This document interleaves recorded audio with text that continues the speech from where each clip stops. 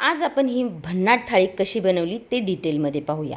त्यासाठी मी काय केले, आज आपल्याला शेवग्याची रस्सा भाजी बनवायची आहे. एकदम छानपैकी असा शेवगा चिरून धुवून घेतलेला आहे मस्तपैकी. त्याच्या शिरा वगैरे थोड्याशा काढून घेतल्यात. आता कढईमध्ये भरपूर सारं तेल टाकून घेतलेलं आहे. आता इथे मी आपलं नेहमीचं वाटण माझं रेडी आहे आणि हरभऱ्याची डाळ भिजवून ठेवलेली आहे. तेलामध्ये फक्त जिरी टाकलेली आहे मी आणि कढीपत्ता आणि हिंग टाकून घ्यायचे. त्याच्यानंतर काय करायचं, हा जो शेवगा आहे ना, हा लगेच तेलात टाकून घ्यायचे. हो, ही स्टेप जर तुम्ही फॉलो केली ना तर शेवगा लवकर पण शिजतो आणि चवीलासुद्धा छान लागून जातो. त्याच्यातच आपण हळद आणि मीठ टाकून घ्यायचं आहे, जेणेकरून आहे ना त्या शेवग्याला छान मिठाची चव लागून जाते. 1 मिनिटभर तरी तुम्ही असाच शेवगा परतत राहा, जेणेकरून तुमच्या शेवग्याची चव छान लागते. बाकी काही नाही आहे. 1 मिनटं तरी तुम्ही मोठा गॅस करूनच मात्र ह्याला भाजून घ्या. त्याच्यानंतर काय करायचं, आपल्याला हे जे घरचं वाटण आहे ना ते टाकून मसाला संपूर्ण शेवग्याच्या शेंगेला लागेल इतका परतून घ्यायचा आहे. आता मी इथं मसाला आहे ना तेलात न टाकता असा टाकला, कारण संपूर्ण मसाला परतून झालेला आहे छानपैकी, त्याला तेल सुटेपर्यंत. आता जेवढी तुम्हाला हरभऱ्याची डाळ टाकायची आहे ना, ऑप्शनल आहे, नाही टाकली तरी चालेल, पण ह्याने ना चव छान लागून जाते. तर आता हा मसाला आणि हरभऱ्याची डाळ परतून घेतली आहे. इथं मी घरचा मसाला टाकलेला आहे.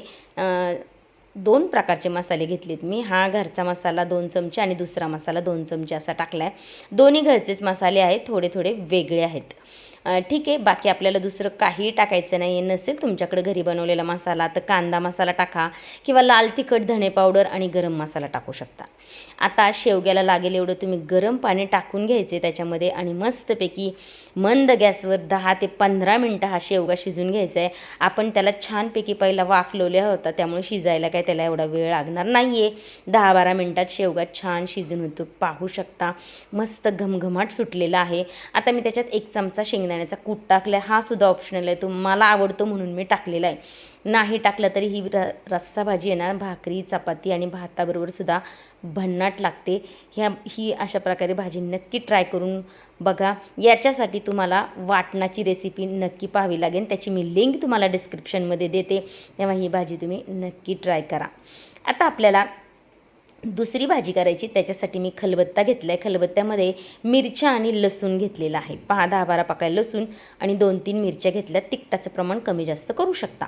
1 चमचा जिरं घेतले आणि ह्या वाटणाला अगदी ओबडधोबड क्रश करून घ्यायचे. एकदम त्याची पेस्ट वगैरे करायची नाही आहे.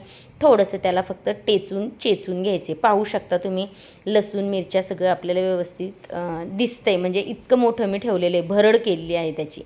तर आपल्याला कांद्याच्या पातीची भाजी करायची आहे. मस्त त्याला चिरून 2-3 पाण्याने धुवून वगैरे घेतलेला आहे. आता कढईमध्ये तेल टाकले आणि आपण हा जो खरडा केला आहे ना तो टाकून घ्यायचा आहे. आता तुम्हाला जर मिरची टाकायची नसेल तर तुम्ही लाल तिखटाचं सुद्धा करू शकता, ते सुद्धा ही भाजी खूप भन्नाट लागते. तर आता इथं हळद आणि पाव चमचा हिंग टाकून घेतलेला आहे. काही भाज्यांना आहे ना हिंग अगदी महत्त्वाचं आहे, चवीत खूप फरक पडतो. आता ही कांद्याची पात टाकून घ्या आणि त्याचबरोबर मी काय केलेलं, इथं हरभऱ्याची डाळ भिजत घातलेली होती. तुम्ही इथं मुगाच्या डाळीचा सुद्धा वापर करू शकता. बरेच लोक इथं शेंगदाण्याचा कूटसुद्धा टाकतात, ऑप्शनल आहे, तुम्ही तुमच्या चॉईसनुसार इथं डाळींमध्ये फरक करायचा आहे. आता मस्तपैकी परतून घ्या आणि त्याच्यामध्ये गॅस बारीक करून झाकण ठेवून 10-12 मिनटामध्ये आपली भाजी मस्त शिजून होते. तर लगेच ती आपली भाजी रेडी होऊन जाईल. आता पाहू शकता सगळ्या जेवणाची रेसिपी झालेली आहे, कारण मी डाळीची आणि मूगडाळ हलव्याची रेसिपी अगोदरच दाखवलेली आहे. मी तुम्हाला त्याची लिंक वाटलं तर डिस्क्रिप्शनमध्ये देते, तुम्ही तिथं जाऊन ती नक्की पहा. कशी वाटली थाळी, आवडली तर लाईक शेअर सबस्क्राईब नक्की करा.